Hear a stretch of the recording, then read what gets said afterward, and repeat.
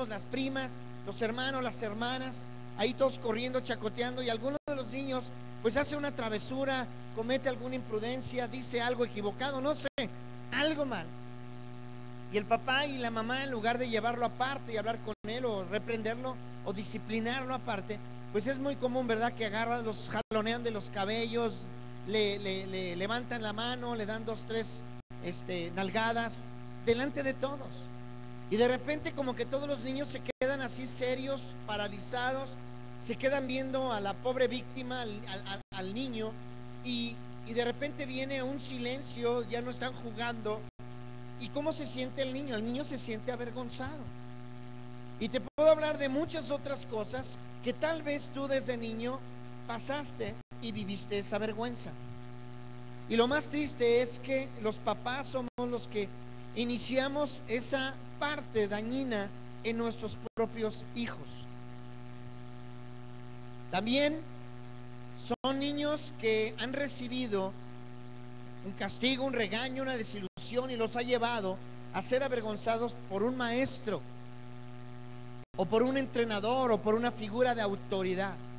Casi siempre se burla el maestro de las capacidades intelectuales del alumno. Y cuando el hijo le hace el comentario a la mamá: mamá, es que el maestro todo el tiempo me está diciendo que soy un burro. ¿Y qué es lo que dice la mamá? Pues si lo dices por algo. Y entonces, ¿qué sucede? El niño está buscando un apoyo. O a veces nos mandan llamar a los padres. Nuestros hijos son reportados por parte de los maestros. Y entonces el maestro tiene una problemática, no sabe, hoy por hoy son realmente contados, y me sobran dedos de la mano, de maestros que verdaderamente tienen la capacidad de poder entender los diferentes caracteres que hay en los alumnos. Estamos nosotros dando unas conferencias en una escuela de Jaltenco, y yo le decía a una de las profesoras que nos ha invitado a esto, le decía: ¿sabes qué? Los primeros que tienen que recibir todo este material son los maestros, ya ni siquiera los papás, los maestros, porque vemos una indiferencia, se les nota en la cara a los maestros: a mí lo único que me interesa es cobrar mi quincena, punto.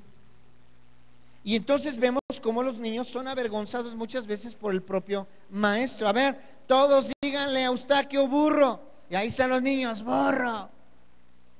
El maestro hace bromas del alumno o del niño.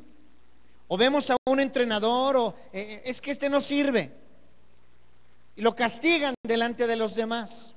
Esos papás que meten a sus hijos en deportes que, como ellos en su época de niños nunca tuvieron la oportunidad, como que quieren vaciar sus frustraciones y sus complejos y prejuicios en los hijos, y lo meten al karate, lo meten al fútbol americano, lo meten a atletismo, lo meten a natación, lo meten a todo ese tipo de deportes, y el niño no es deportista, no le gusta el deporte, simplemente no se le da el deporte.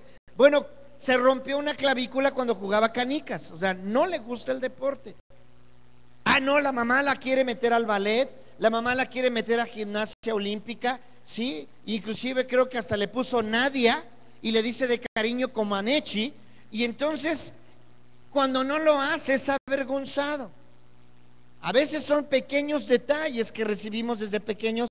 Yo no sé usted, pero tal vez usted es el número 7 de los hijos, y usted ha heredado la ropa de todos los hermanos más grandes. Ya pasó de moda, ¿sí? Ya el puma no es gatito, ya es todo un puma, y a usted le siguen poniendo los tenis del gatito, que son del hermano que ya tiene 22 años. Todos esos detalles van marcando en nosotros un cierto grado de vergüenza. También puede ser el bravucón de la escuela. Pueden humillar y avergonzar a los niños. Otra de las cosas que nos avergüenza es el abuso sexual o el abuso físico. Eso también puede provocar que los niños crezcan sintiendo vergüenza. Hay mucho abuso hoy por hoy en nuestro país, y no importa la clase social en la que nosotros nos encontremos. Podemos hablar de una clase social pobre, una clase media o una clase alta. Son diferentes los grados de abuso sexual o de abuso físico, pero esto va generando un cierto grado de culpa y de vergüenza. A veces nosotros no nos tomamos la molestia de explicarles a nuestros hijos, y nuestros hijos piensan que nosotros estamos enojados por culpa de ellos.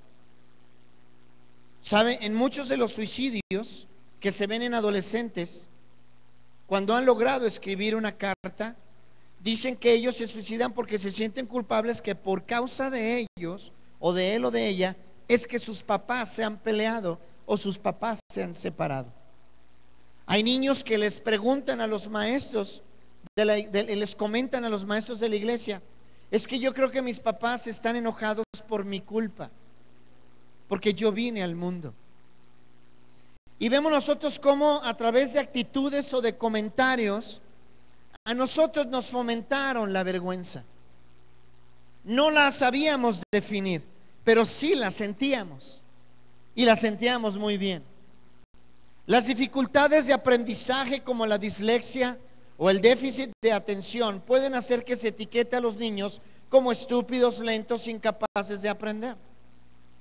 Yo he comentado esta historia, y yo recuerdo que cuando estábamos mi hermana y yo en la primaria, teníamos una maestra, y una maestra ya grande, era muy vieja la mujer, y entonces ella dijo: yo, cuando entran los niños a la escuela, a mi grupo, yo siempre me agarro a mi puerquito.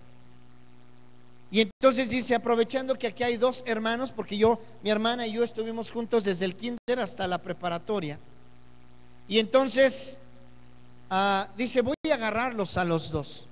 Y nos ponía al frente en el salón y le decía a los niños que nos gritaran tontos, burros, y lo hacían los niños. Y lo hacían no porque quisieran hacerlo, sino por temor a represalias por parte de la maestra. ¿Sí? Y entonces nosotros durante todo ese año estuvimos escuchando ese tipo de palabras de reafirmación en nuestras vidas de manera negativa. Y eso afectó mucho a mi hermana y a mí. Y nosotros fuimos, sobre todo yo fui librado de todo eso a través del Señor Jesús.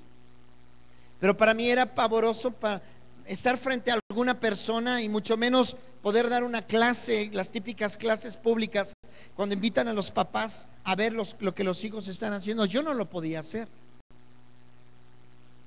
A veces nosotros venimos de una historia en donde hemos pasado por muchas vergüenzas o por muchas culpas. La dificultad de aprendizaje, como la dislexia o el déficit de atención, pueden hacer que se etiquete a los niños como estúpidos, como lentos, como incapaces de aprender. Esto humilla a los niños y jóvenes y puede llevar a un sentimiento de vergüenza a largo plazo o hasta permanente. Y hay gente adulta que ha crecido y que todo el tiempo ha tenido un sentido de culpa, y a veces no sabe ni por qué. Ya se le olvidó, pero se siente culpable de algo, se siente avergonzado de algo, o fueron tantas las veces que le estuvieron diciendo el por qué era una vergüenza. Es que para nosotros eres una vergüenza, para la familia eres una vergüenza. Yo me avergüenzo de que seas mi hija, me avergüenzo de que seas mi hijo. Y entonces vamos creciendo con esas cosas, y eso va formando nuestro carácter. Y cuando venimos a Cristo Jesús y nosotros escuchamos de la obra redentora de Jesucristo, nosotros venimos en busca de amor y de aceptación de parte de Jesús.